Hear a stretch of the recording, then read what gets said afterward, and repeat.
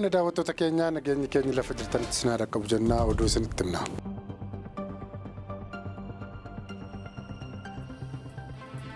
Kaleessa galgala aanaa Awwaash Fantaalleetti lafti kirkireera.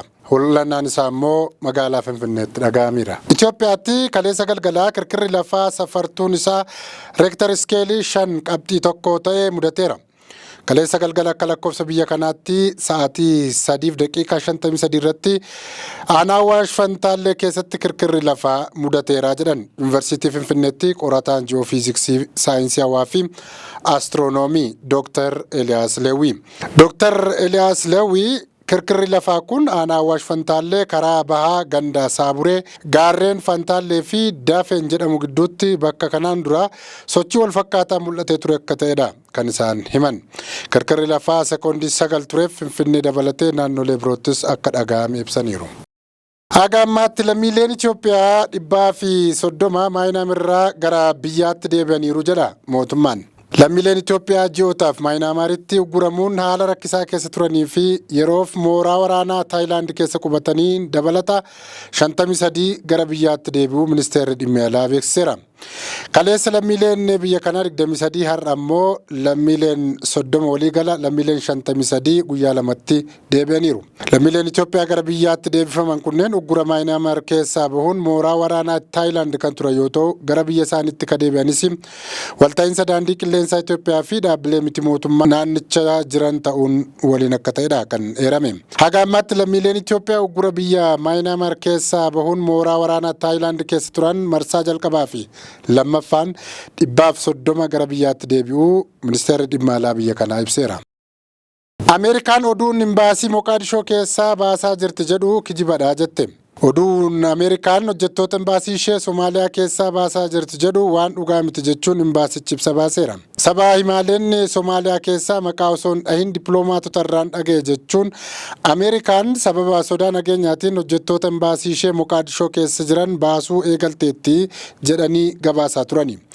Imbaasichi toora Eksiisaatiin dhimma kanarratti deebi'oo itti kenne waan jedhame kun sobadha hojjettoota imbaasii kiyya keessaa baaseeruu hin qabu jechuun deebiseera. Ministeerri Ajaalaa Ameerikaa gara jalqaba baatii kana keessa buufata xiyyaaraa Moqaadishoo jiru irratti goolessitootaan haleellaan jiraachuu akka malu odeessa amanamaan qaba jedhee lammiileensaa Somaaliyaa keessa jiran gamasitti akka hin deemneef akeekkachiisa baasee ture. Bitootessa 8 bara 2025 ammoo haalli jiru gaariidha jireenya keessan idileetti deebi'uu dandeessu jechuun akeekkachiisa baase sana kaasuunsaa akkasuma yaadatama.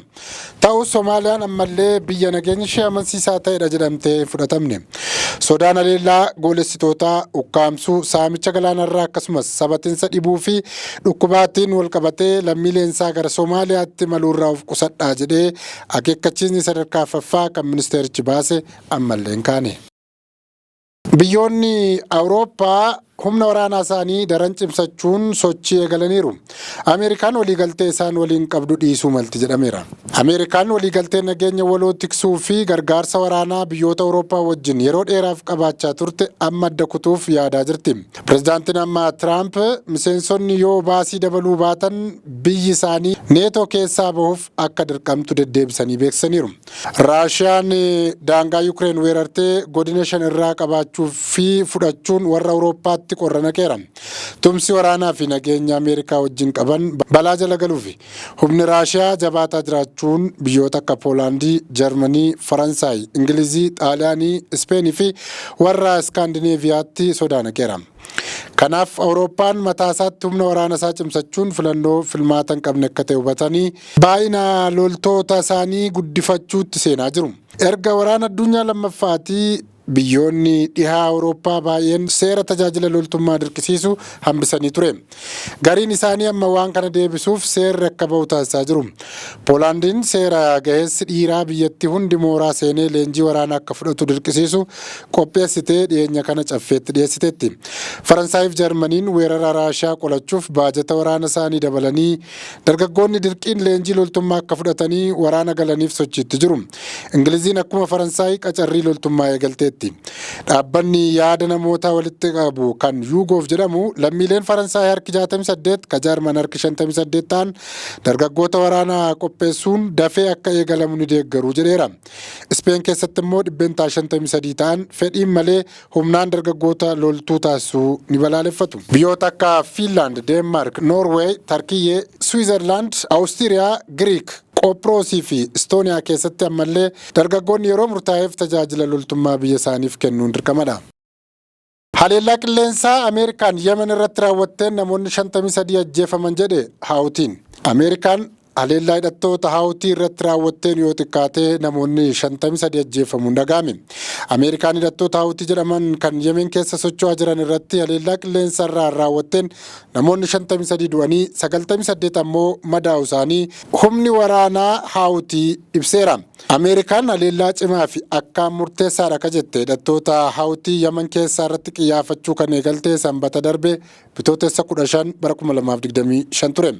Pireezidaantiin Doonaald Tiraamp Haawutiin galaana diimaa irratti doonii waan haleeleef garee kana irratti tarkaanfii kana fudhachuu ibsan.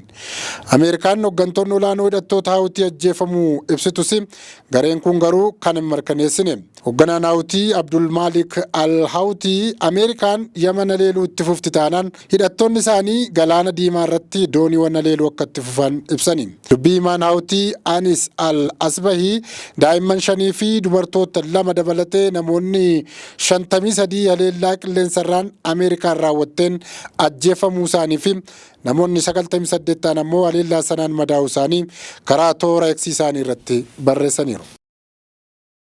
Egaan kabajamtoota daawwattoota keenyaa oduu har'aaf jenne kanumaan goolabnaa turtii gaarii.